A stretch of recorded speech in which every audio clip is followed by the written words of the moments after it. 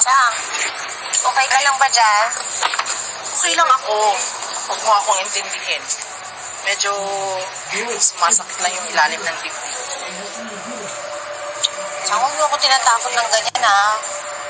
Ganyan-ganyan nangyari sa nanay ko bago namin nalaman na may cancer siya sa suso. Ang kulit mo, Gina. Sinabi ko naman, pingsa ng ito.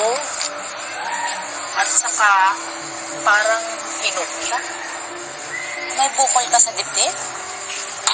Ang kulit mo nga, Gina. Pingsa nga alam. Oo. Huwag mong problemahin tong dibdib ko. Ang problemahin mo ay yung boyfriend mo. Abay, matanda na ako, Gina. Sana gusto ko maabutan ko yung kasal mo. O baka naman abutan mo pa yung edad ko niya. Ayun ako, Chang. Basta mag-propose si Chito. Agad-agad. Papakasalan ko siya. Bibigyan kita ng apo. Talaga lang. Sino naman ang gustong magpakasal sa isang sinungaling?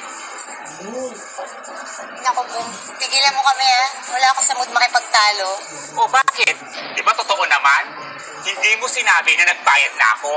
Tapos yung pera, binibigay mo lang sa lalaki mo. Kaya pala may boyfriend ka kasi binabayaran mo.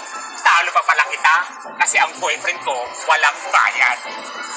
Yabang mo, ha? Kapal na mukha mo. Bakla ka? At least, ako bakla lang. Ikaw, daig pa ng isang namamakla kasi nagbabayad ka sa lalaki. Hindi ako nagbabayad sa boyfriend ko, ha? Oo, pinipirahan ka lang kasi tanga ka. Ay! Hoy!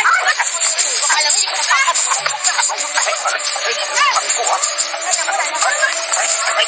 Tama na!